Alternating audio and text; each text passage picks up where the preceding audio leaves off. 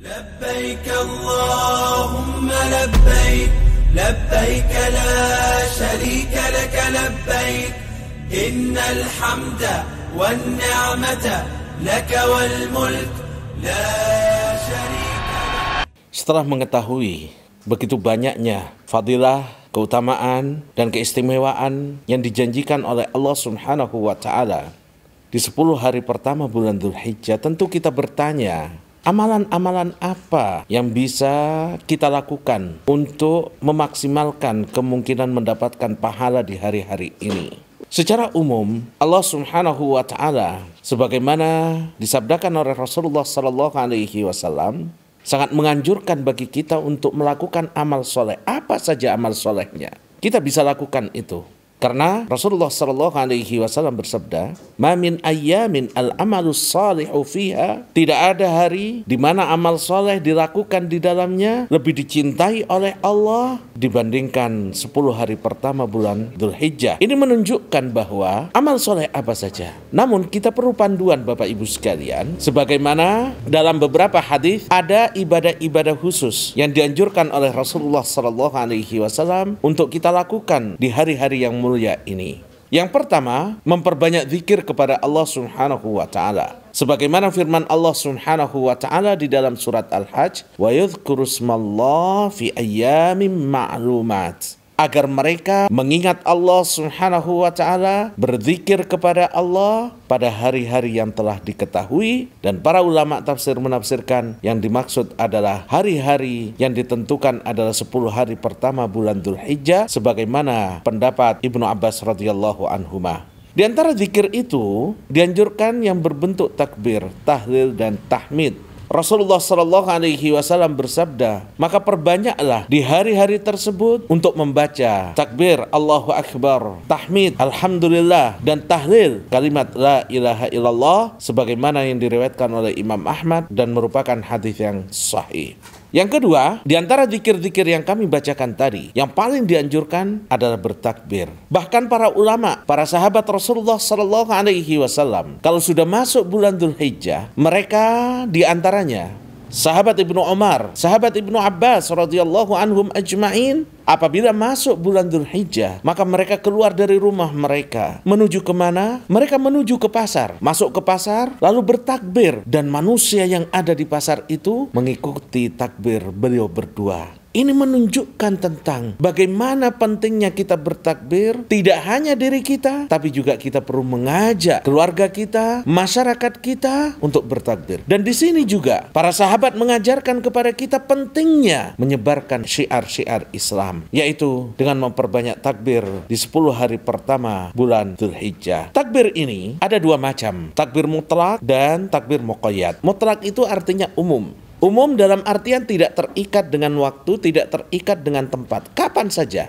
Pagi-pagi jam 9, kita Allahu Akbar, Allahu Akbar, Allahu Akbar. Kita naik mobil sore hari, kita bertakbir. Allahu Akbar, Allahu Akbar, Allahu Akbar, walillahil hamd. Ini takbir mutlak, kapan saja. Dan itu dianjurkan untuk diperbanyak dilakukan sejak tanggal 1 bulan Dzulhijjah. Sejak pertama kali masuk bulan Dzulhijjah, kita dianjurkan untuk takbir sebanyak-banyaknya tanpa terikat waktu dan tempat.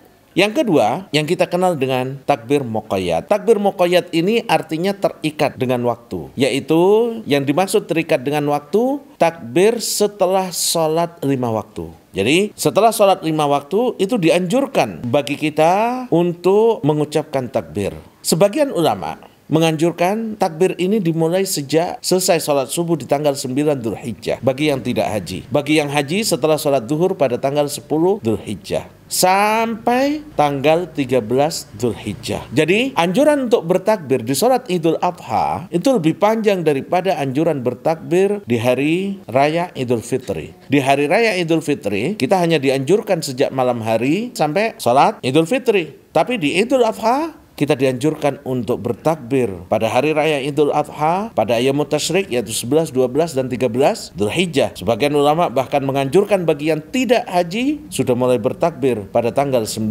Dzulhijjah.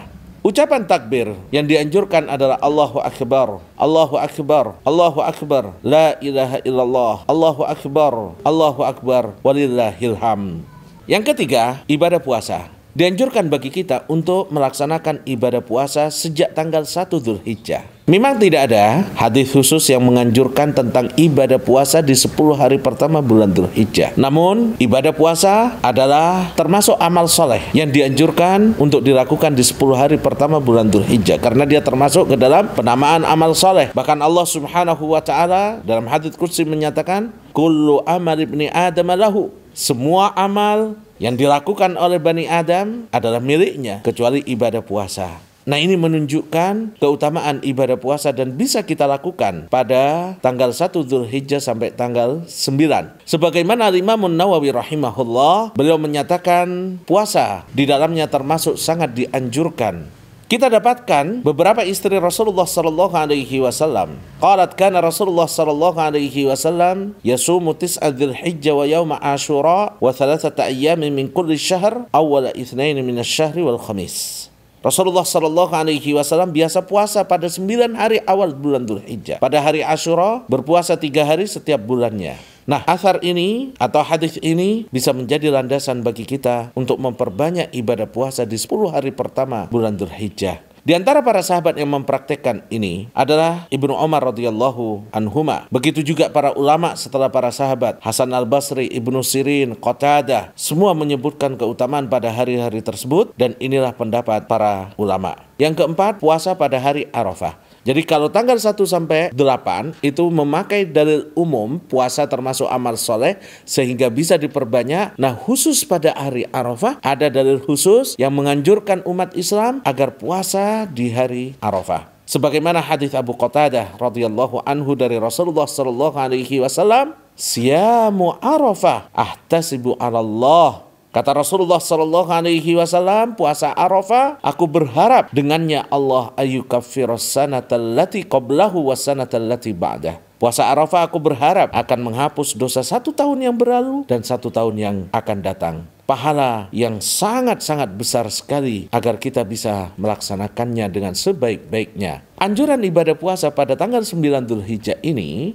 dianjurkan bagi mereka yang tidak hadir di Padang Arafah, yang tidak melaksanakan ibadah haji. Adapun mereka yang hadir di Padang Arafah, maka sebaiknya tidak berpuasa agar fisiknya lebih kuat lagi untuk ukuf di Arafah yang fadilahnya sangat-sangat luar biasa. Sebagaimana perkataan Al-Imam An-Nawawi rahimahullah di dalam kitab Al-Majmu', adapun hukum puasa Arafah menurut Imam Asy-Syafi'i dan ulama-ulama penganut mazhab Syafi'i, disunnahkan puasa Arafah bagi mereka yang tidak hadir di Padang Arafah. Adapun yang sedang berhaji, maka menurut Imam Asy-Syafi'i sebaiknya tidak berpuasa berdasarkan hadis Ummu Fadl. Hadis Ummu Fadl adalah ketika beliau menjelaskan anna nasan tamarau indaha. Ada sekelompok orang yang berdebat di depan beliau, depan Ummu Fadl, tentang keadaan Rasulullah sallallahu alaihi wasallam. Sebagian mengatakan huwa shaim, Rasulullah puasa loh. Sebagian yang lain mengatakan tidak. Lalu fa arsalat ilaihi biqadahi labanin. Ummu Fadl lalu mengirim kepada Rasulullah sallallahu alaihi wasallam semangkok susu,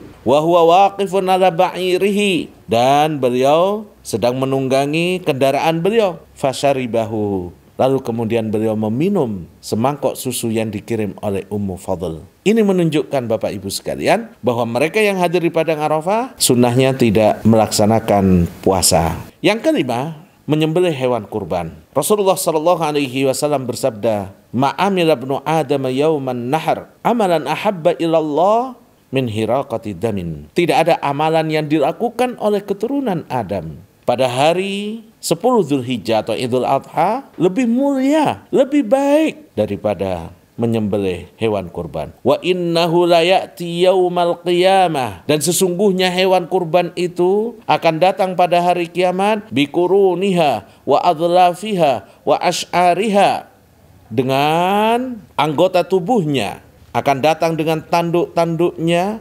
kuku-kukunya dan bulu-bulunya. Wa innad dama la yaqa'u minallahi azza wa jalla bimakanin qabla an yaqa'a 'alal ard. Dan sesungguhnya darah yang dialirkan dari hewan itu, hewan kurban, akan sampai kepada Allah sebelum hewannya sampai ke tanah di tempat dia disembelih. Ini menunjukkan tentang betapa cepatnya hewan kurban itu diterima pahalanya oleh Allah Subhanahu wa ta'ala. Fatibu biha nafsan, maka bersihkanlah jiwa kalian dengan berkorban. Bapak Ibu, zaman yang serba sulit ini, namun mungkin saja kita masih memiliki kemampuan, maka jangan tinggalkan keutamaan untuk berkorban pada hari-hari ini. Hadis riwayat Al-Imam At-Tirmidzi. Sebagaimana dinyatakan Rasulullah sallallahu alaihi wasallam, beliau berkorban bi kabasyaini amlahain. Beliau berkorban dengan 2 ekor domba yang sangat-sangat gemuk sekali.